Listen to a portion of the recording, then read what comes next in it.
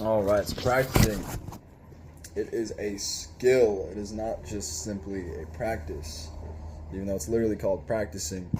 When you're practicing an instrument, to find out your method of practice. You can't just practice something and think, like, okay, I'm practicing piano, I'm practicing this part for this song, and then play the whole damn song all the way through.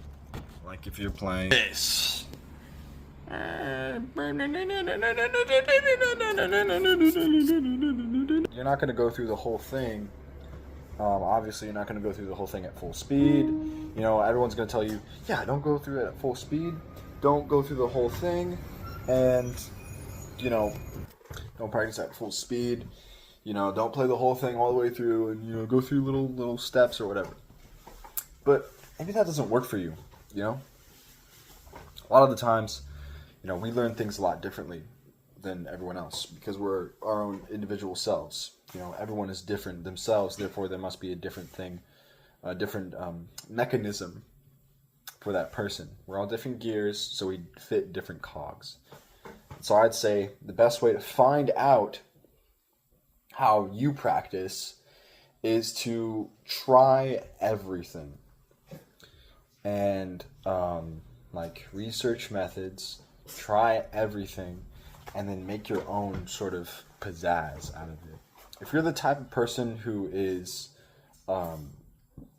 like more, you know, active and, you know, more outgoing or whatnot, and you're practicing an instrument, I would suggest taking what you have to practice and improving like parts of it. So, for example, in the beginning of Chopin Opus 10 No 10, there's this part.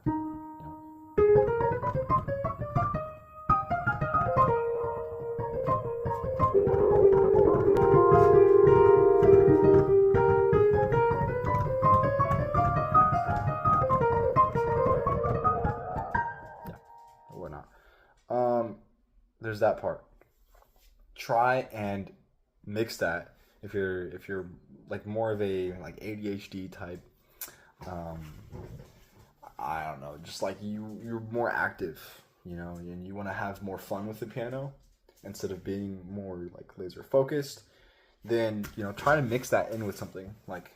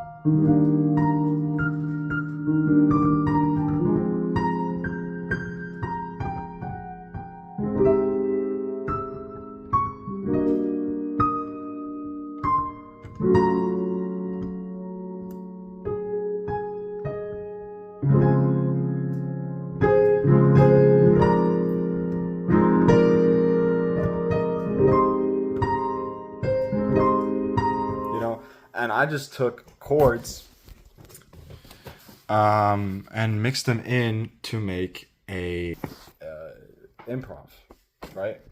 Improvisation is really good for learning something that you're just starting out to learn, because it forces yourself to recall what you just played and then now incorporate it into something else. It's applied knowledge. When you apply knowledge to something real, you retain way more of that information.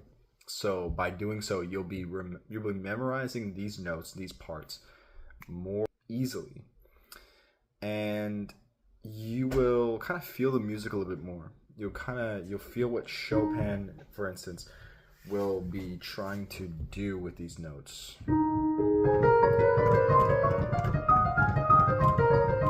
know, you'll sort of feel that, and then another thing you can do is break it in. And maybe that is rewriting the whole thing. Legitimately rewriting the whole thing. What you do in school, everyone does, is note taking. You list the steps, you know, if you're taking math and you're trying to find out the slope, you list the equation, right? Y equals mx plus b. You kind of list the steps, the sole parts of the math itself. So you want to take the sole parts of this. Well, what are the sole parts of this piece? I'd say it's definitely the chords here, the those parts.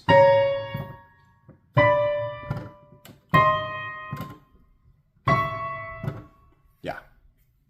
It's the key ingredients. And when I say key ingredients, it's noticeable parts in the music. For example, if you're playing like Winter Wind.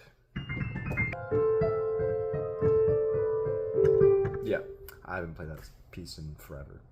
So the noticeable parts in that would be actually the left hand. The coordination, that's the noticeable part. And then also it's the moving parts.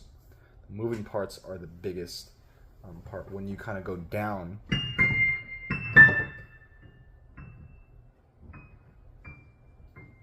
they're all fifths away too.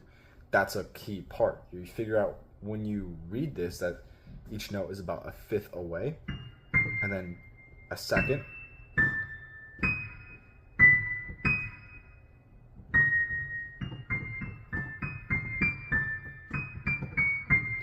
it's like fifth, second, fourth.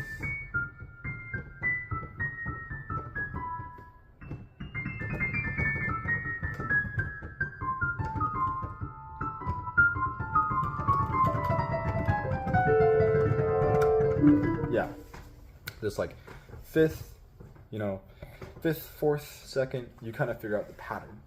That's a key part of that song, is the pattern. Because if you don't have the pattern, you're reading note by note, and then it's way more difficult. So figure out the key parts, and then try and improvise that so you apply your knowledge so it's easier to learn.